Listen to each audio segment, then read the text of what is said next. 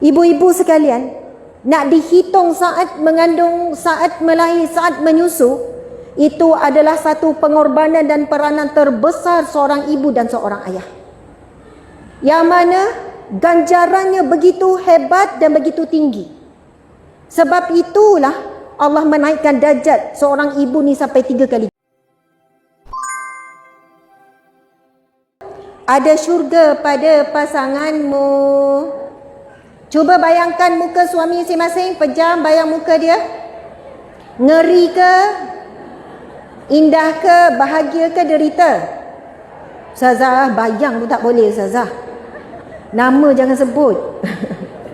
Yelah tengah ada masalah, tengah bahagia, memang seronok lah, gembira. Subhanallah. Ada syurga tak pada pasangan kita? Bukan semestinya yang gembira ya. Ustazah, suami saya laluan saya ke syurga. Ada syurga pada suami saya. Ada seorang wanita, ramai wanita cakap macam tu pada saya. Saya memula, ya Allah, ingatkan suami dia tu ciri-ciri ahli syurga. Dia kata, Ustazah, 30 tahun saya sabar dengan dia. Akhlak dia kasar, mulut, maki hamun, selalu menghina, merendahkan saya. Tapi saya mula belajar dan saya selalu menganggap ini jalan saya ke syurga. Sebab daripada dialah saya dapat pahala sabar. Daripada dialah setiap hari saya berlawan dengan rasa redha. Daripada dialah sekian-sekian. Jadi saya anggap dia adalah laluan saya ke syurga. Boleh jadi kalau saya dapat suami yang baik, saya leka dengan nikmat Allah. Saya akan memuji dan memuja suami saya, sehingga saya lupa untuk memuji dan memuja Allah. Tapi bila Allah uji orang paling dekat, setiap hari menguji sabar, saya sandarkan bahagia saya bila saya sebut hasbunallah wa ni'mal wakil. Cukuplah Allah bagiku, dialah sebaik-baik pelindungku, sebaik-baik yang menjagaku. Kalau tak usah, saya tak nikmat pun sebut hasbunallah wa ni'mal wakil. Tapi bila Allah uji, orang yang paling dekat bukan orang yang melindungi saya, bahkan dia menyakiti saya. Saya merasakan benar-benar perlindungan itu daripada Allah. Sebab itu, bila kita tengok tajuk ada syurga pada pasanganmu, bukan semestinya kita dapat pasangan sifat ataupun berakhlak seperti ahli syurga. Yang kedua, kita tengok ada syurga pada anakmu. Bab ketiga. Nampak tak isi kandungan tu? Cuba tengok. Jumpa di isi kandungan. Ada syurga pada anakmu. Sama juga kupasannya. Bagaimana anak itu menjadi asbab sabar, tinggi darjat kita, asbab pahala yang berganda-ganda. Wahai ibu-ibu sekalian, saya nak tanya, saya pun ibu kepada 7 anak. Pernah tak kita rasa? Siapa yang pernah rasa kita bukan ibu yang baik? Angkat tangan. Siapa pernah rasa? Siapa yang rasa kita tak buat sehabis baik, kita bukan ibu yang terbaik, selalu rasa macam bersalah pada anak? Angkat tangan lagi sekali. Hampir semua. Hampir semua. Saya pun selalu rasa begitu.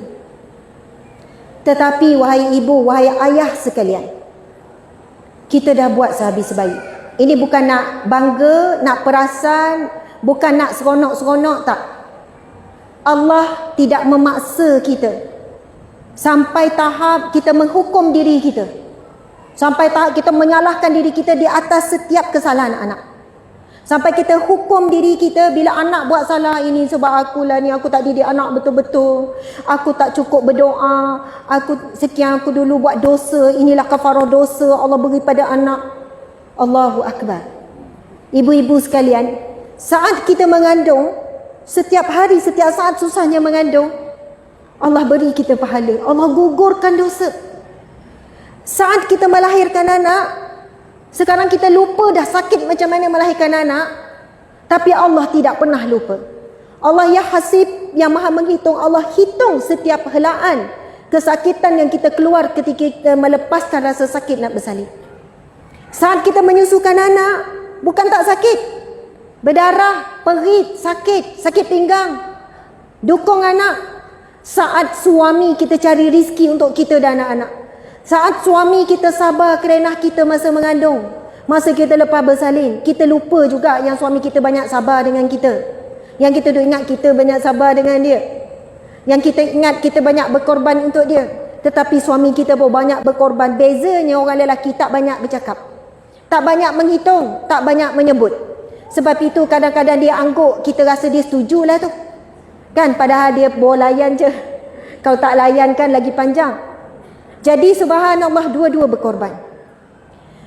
Ibu-ibu sekalian, nak dihitung saat mengandung, saat melahir, saat menyusu, itu adalah satu pengorbanan dan peranan terbesar seorang ibu dan seorang ayah. Yang mana ganjarannya begitu hebat dan begitu tinggi. Sebab itulah Allah menaikkan darjat seorang ibu ni sampai 3 kali ganda. Bila seorang hamba Allah, sahabat Nabi bertanya, "Ya Rasulullah, siapakah orang yang paling patut aku berbakti?" Nabi jawab, "Ibumu." Kemudian siapa? "Ibumu." Kemudian siapa? "Ibumu." 3 kali.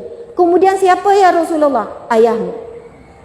Para ulama mengatakan kenapa 3 kali wanita dilebihkan? Pertama mengandung, kedua melahirkan, ketiga menyusu. 3-3 ini orang lelaki tak boleh buat. Padahal fizikal lelaki lebih kuat. Tapi rupanya untuk mengandung susah payah, melahirkan penuh sakit, hanya mampu ditanggung oleh wanita yang lemah nampak zahir, tapi kuat dalaman, kuat emosi, kuat kesabaran. Lelaki ada bahagian dia, kita perempuan ada bahagian. Jadi ada syurga pada anakmu, insya-Allah. Mudah-mudahan Allah kurniakan buat para ibu di dunia ini, para ibu di sini, para ayah di sini, syurga Allah yang tertinggi, tanpa dihisap, tanpa diazab. Janganlah terlalu suka menghukum diri, merendahkan diri, menyalahkan diri. Ujian anak pasti. Walaupun saya anak penceramah, anak-anak saya 7 orang, tak pernah lepas daripada ujian anak. Syukur Allah tutup aib. Allah tidak buka aib yang datang daripada anak. Kesalahan, kesilapan, kekurangan kita dalam mendidik, masa, kasih sayang, perhatian. Datang ujian silih berganti daripada anak. Tapi Allah jaga, Allah tutup aib kita. Maka setiap kali Allah uji melalui anak, melalui suami, melalui diri kita sendiri, apa yang kita boleh buat adalah antaranya kita bacalah surah Ghafir ayat 44 itu. Wa ufawwidu amri ilallah, innallaha basirun bil ibad. Saat saya berhadapan dengan kesalahan anak yang besar, yang kecil, biasalah budak-budak kan. Anak sulung saya umur 17. Anak sulung 17 SPM tahun ni. Lepas tu tahun seorang, 2 tahun, 10 tahun tu mengandung tak berhenti. Gugur 2 kali, 9 kali lah mengandung ya. Masya Allah. Ya, bila dah remaja adalah ceritanya kan. Saat berhadapan dengan ujian daripada anak yang dah mula remaja, yang bukan kesalahan kecil, gigil badan ni, tangan ni rasa nak pukul ni, gigil badan ni rasa nak tarik rambut ni, gigil rasa macam yang mampu buat kadang tu terduduk menangis. Ya Allah. Lepas tu peluk anak tu, saya peluk anak, saya kata, maafkan Umi, kita hadapi ujian ni sama-sama, kita hadapi masalah ni sama-sama, kita betulkan balik sama-sama. Tapi kalau masa tu kita marah dia, kita pukul dia, dia akan cari orang lain untuk dia mengadu. Dia cari orang lain yang boleh menerima kekurangan dia. Itulah anak kita. Terima kekurangannya, terima kesalahannya, terima kesilapannya. Kita pernah muda, kita pernah buat salah, kita pernah memerontak dengan ibu ayah. Jadi ketika ini peluk, minta dengan Allah.